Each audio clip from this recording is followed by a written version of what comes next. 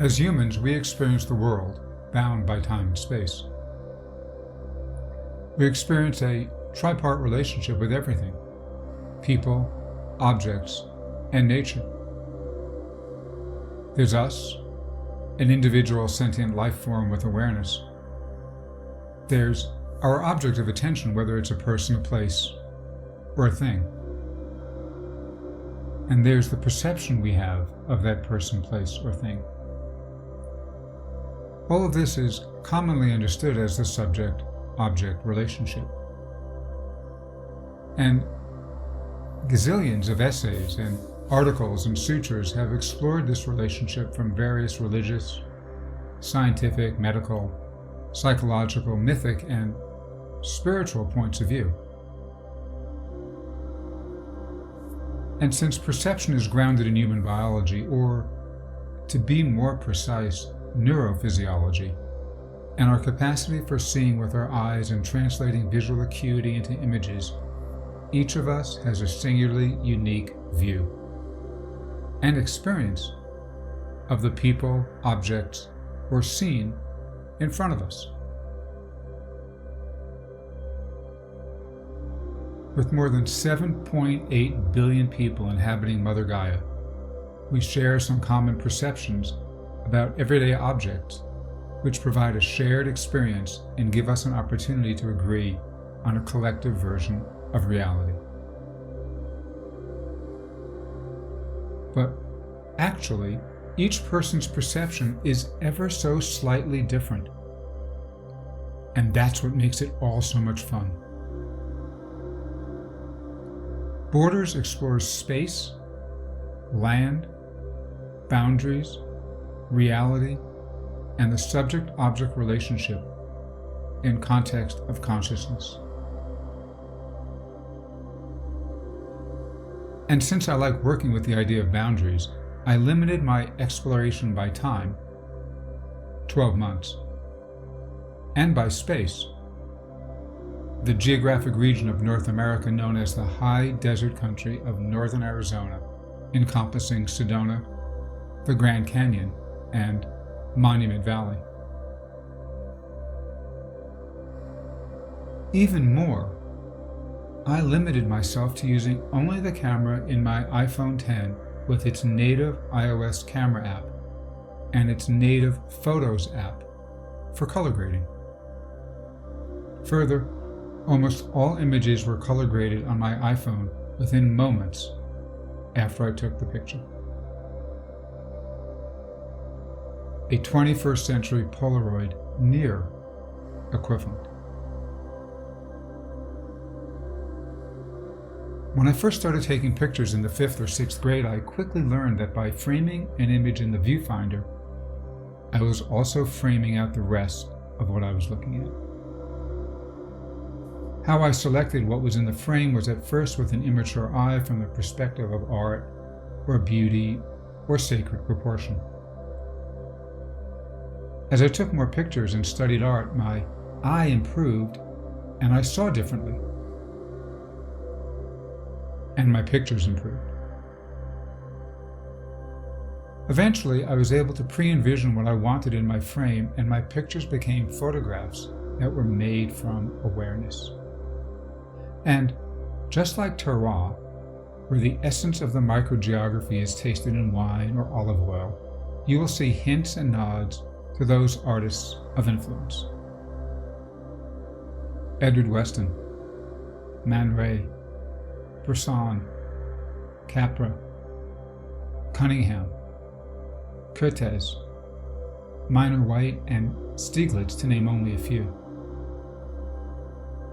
And of course the Dutch and Italian masters and the Hudson River School, as well as de Kooning and Picasso, Pollock and Rothko, Frankenthaler and other New York expressionists.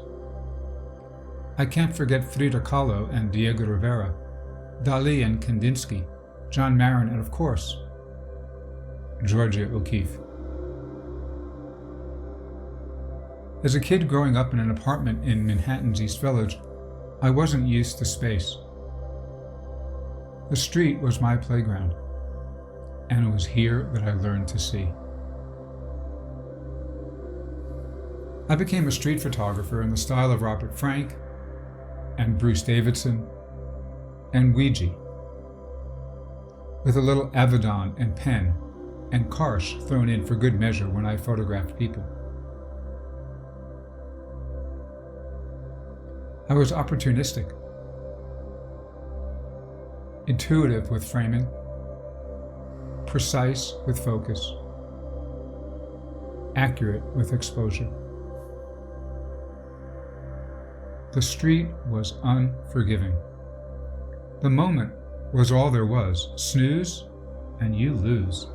Or, as Bresson said, the decisive moment. But technology changed that. Bresson used a manual, wind-up first-gen Leica with a soft lens, a medium aperture, and a very low ISO black and white film, all of it expensive and time-consuming to develop and print. Bresson was forced to be attentive, to be present, to be hyper-focused, simply by the limitations of his tools. Now we have more computational photographic power on our smartphone than the most expensive classic Leica or Nikon or Hasselblad put together. Shooting 20 frames per second in still mode gives you multiple decisive moments. And the person behind the lens simply holds their finger on the shutter release button. No more darkroom, no more chemicals. No more mystery or grand anticipation of seeing the print emerge in a darkened room with a red light huddled over a tray of Dectol, squinting to see those first traces of the photograph materialize on submerged paper.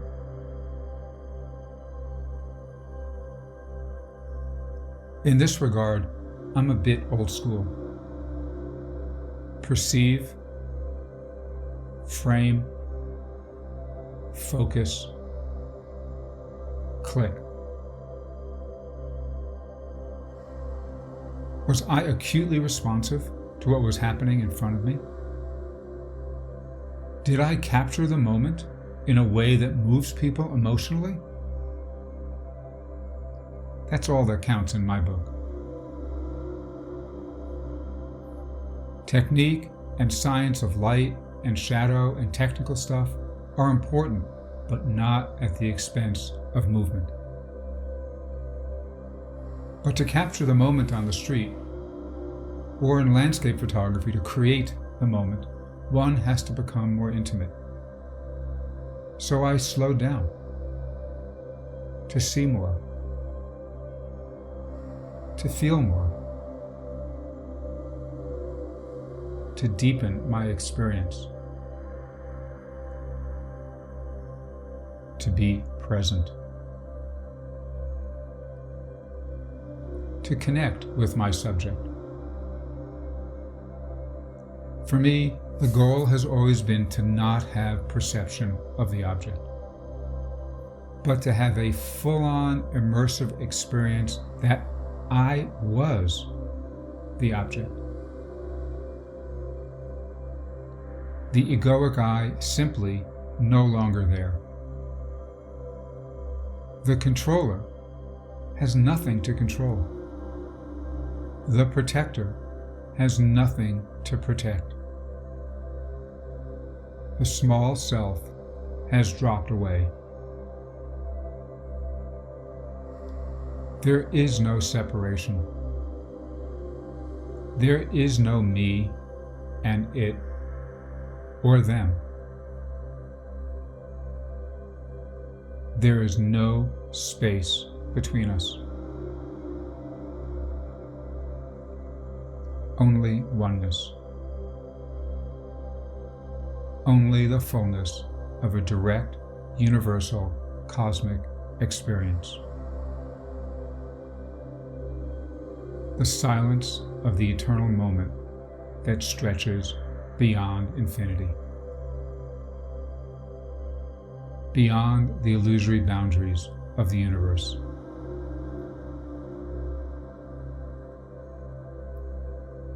Singularity. unity. Tat Tavam Asi. I am that. Thou art that. All this is that. So, if seeing takes place in the brain, what do I see? And what do you, the viewer, see? If we're both lucky, we are seeing the same thing, or at least we agree that we perceive the same thing. But reality is fickle, or rather, reality is multi-layered. It's our perception that is truncated due to the biophysical apparatus each of us are graced with. We've been told that our inherent biological toolset is limited, or until recently, perceived to be more like a rock, static, not changeable. But consciousness is infinite, and so is the possibility and potentiality of human awareness and experience.